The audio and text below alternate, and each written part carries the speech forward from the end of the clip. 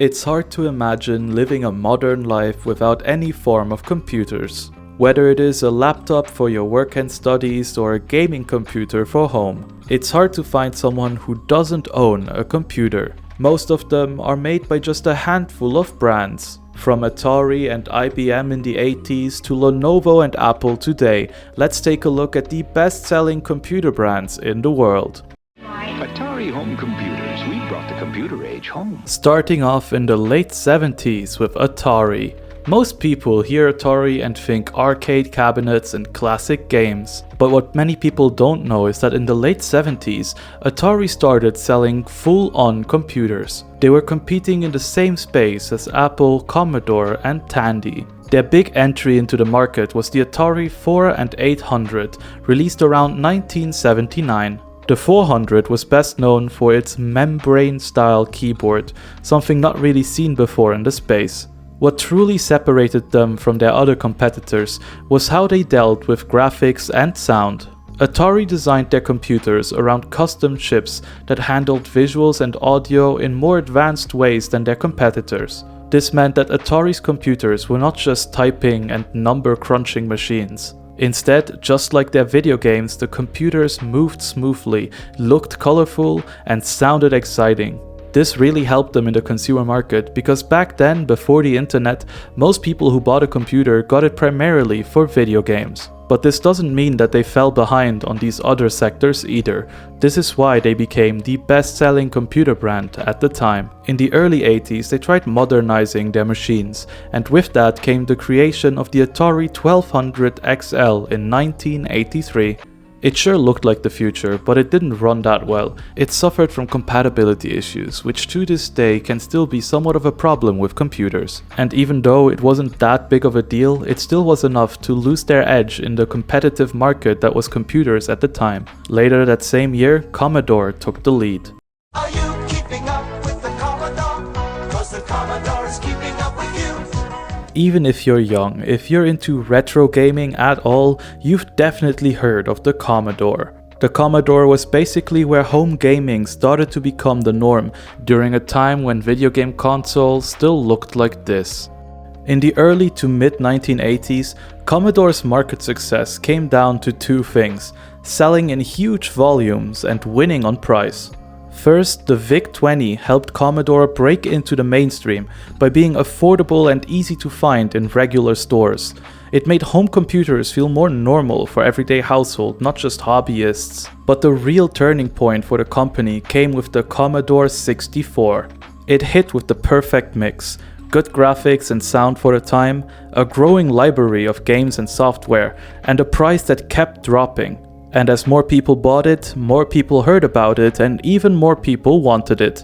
Commodore also pushed the entire PC market into a price war. They were just so cheap that competitors had to lower their prices. This definitely helped them sell more computers, but at the same time they also made thinner margins from every sale, and the market became a whole lot more chaotic. By the mid-80s, Commodore had reached peak popularity.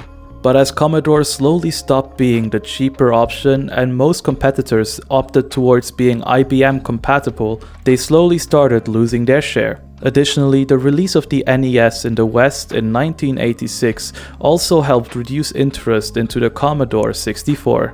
It just wasn't the best gaming experience on the market anymore, and with that, IBM started to take over. The IBM PC convertible.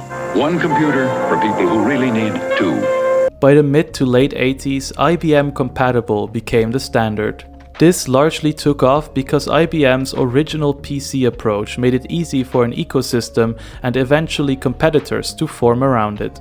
This standard mostly took off because IBM's original PC was extremely easy to copy. They built it with an open architecture and even published technical reference material to help other companies build extensions and other similar products for the computers. It sure worked, but it also allowed other companies to just straight up copy the entire computer itself, especially considering how easy it was as a company to get a license to sell computers with their operating software. Once the IBM PC became a safe choice, the incentives were obvious. No other platform could run that much software and was as available as IBM compatibles. And with a whole category of computers being named after your company, it's not difficult to see why IBM became the best-selling computer company in the world. The company would remain on top for a little while, but by the early 90s things started to change. IBM compatible wasn't what it used to be anymore, and their competitors kept pushing forward into higher numbers. On the other hand, IBM themselves reported an $8.1 billion loss in 1993. The company was slowly starting to go under, but they were still selling quite a lot of computers. Then, once they released the ThinkPad line, it helped them stay afloat for quite a bit longer. That being said, in the 90s, it looked like a different company was getting dangerously close to them. I'm talking about Apple. Redesigned and even easier to use iMac.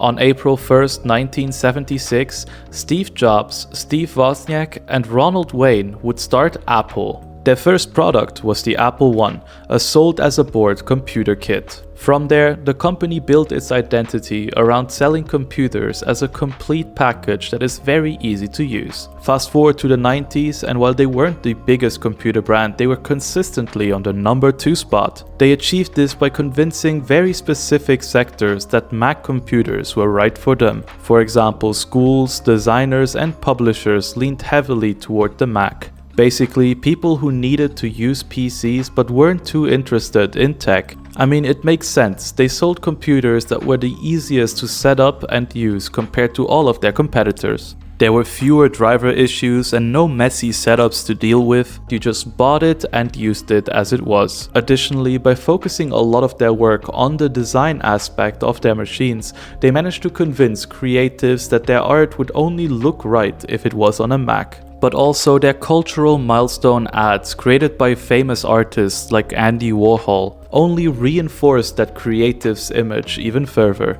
Then in 1991, they won in a different way. This was around the time that portable computers started becoming somewhat popular, and in October that year, Apple launched the first PowerBook notebooks at Compaq. The PowerBook line sold shockingly fast.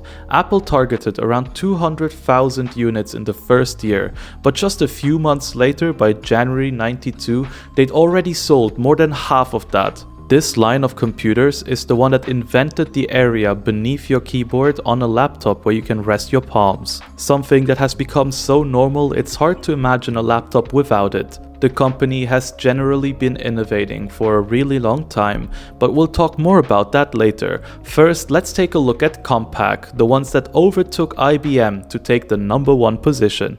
Of course, the best PC we'll ever make is the one we'll make for you.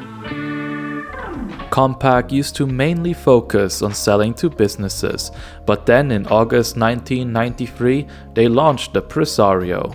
This was their first consumer line made for retail shelves, with a big mainstream push that included, among many other things, a relatively low price point of $1,400.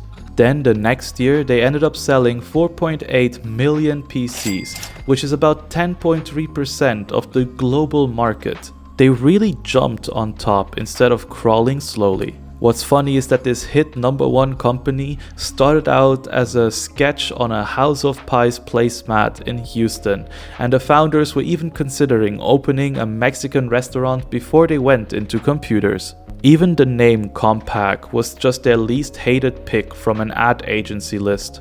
Through the mid-90s, Compaq stays huge by doing 2 things really well: distribution and price pressure. This was a time where computers were already advanced enough, whereas the newest models weren't all that much better than the ones that came just before it. So Compaq could comfortably release some lower priced models that were still competent enough on the market. But late in the decade, you can start seeing Compaq trying to become more than just the PC volume king. In 1998, they buy Digital Equipment Corporation, a big swing toward enterprise and services, like they're aiming for an IBM-style footprint. Unfortunately for them, they wouldn't stay on top for too long though, and by late 2000, 2 different companies would overtake them. 2 companies that would start a heated rivalry at the very top of this list: HP and Dell.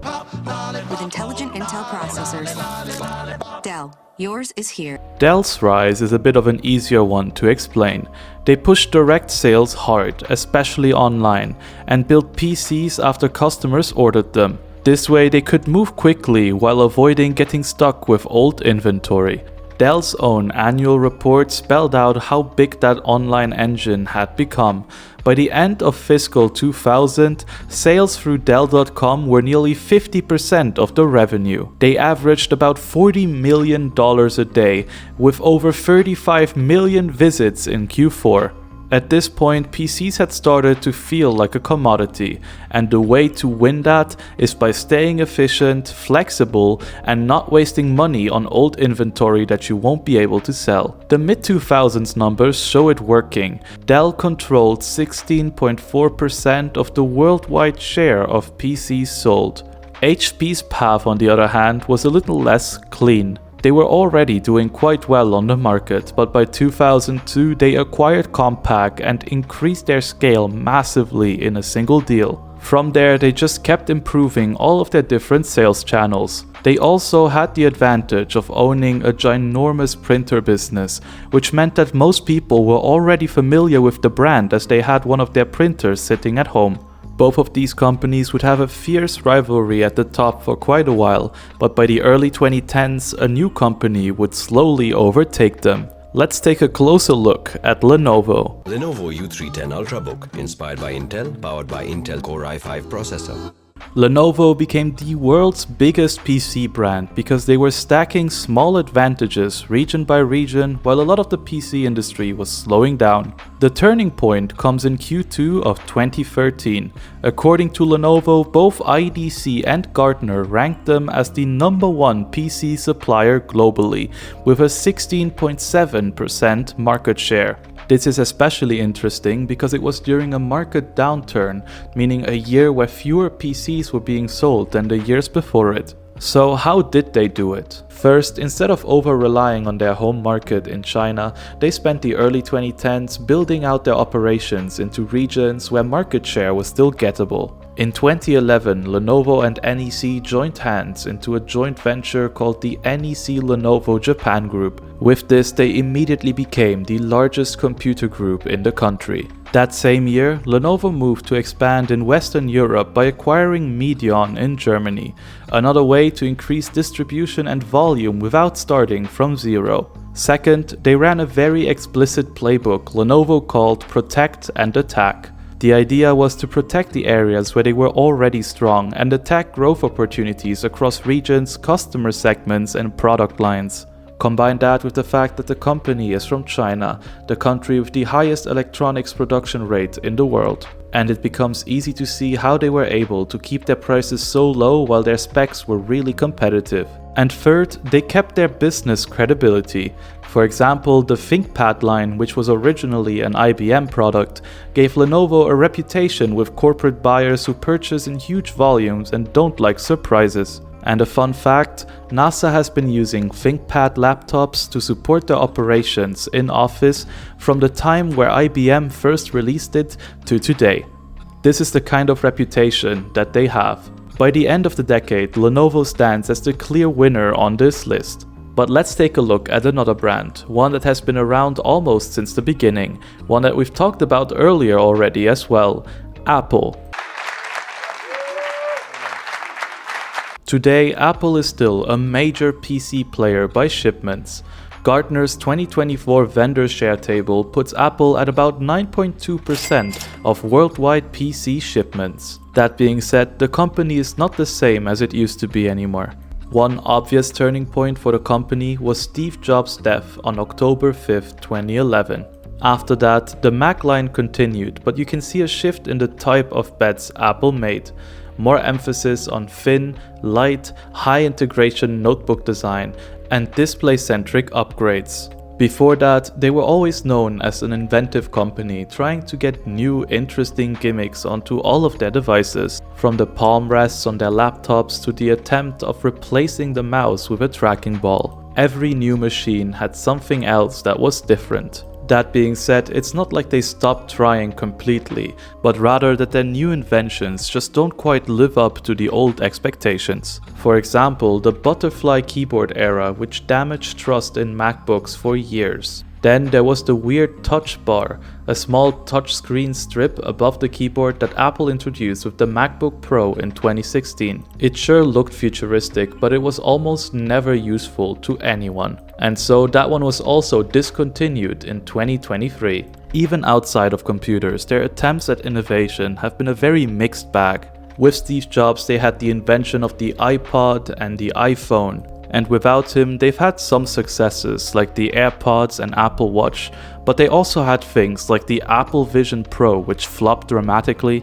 And nowadays they've been pushing AI in places that no one's asked for, while their existing digital assistant Siri is barely as intelligent as a 1-year-old parrot. They've been chasing trends rather than setting them. That being said, when it comes to expanding and improving on their existing devices, they're really good at it.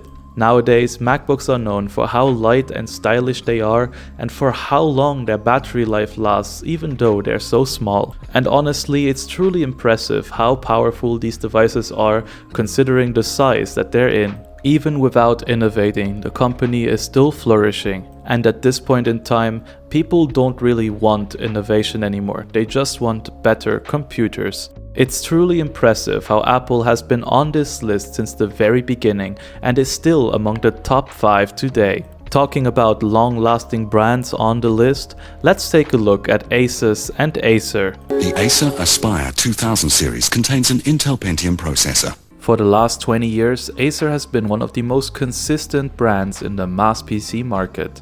Acer is best known for their affordable laptops, which led to a boom in popularity in the early 2000s as everyone needed one. And in 2009 it even briefly became the world's second largest PC brand.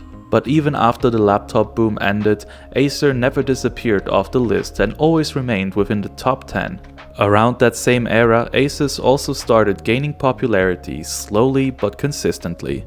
Just like Acer, they also gained their initial popularity with the laptop wave and their EE PC models. And from there they just continued improving their consumer laptops, ultrabooks and gaming machines. Instead of following Acer's strategy of just selling things cheap, Asus decided to focus on quality. They tried to make sure that you get your money's worth. As the pandemic hit in 2020, the entire PC market went up. And ever since 2022, Asus has remained the number 5 brand on this list consistently. Both of these brands are from Taiwan, the world's microchip capital. Today we're seeing more and more small electronics companies popping up left and right. Random no-name PC manufacturers selling in various regions, and this list could be shaken up at any time.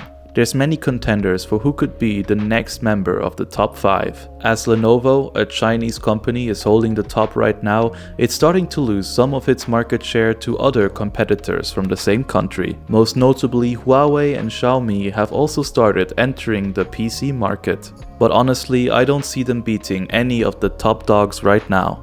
Let me know what you think and have a good one.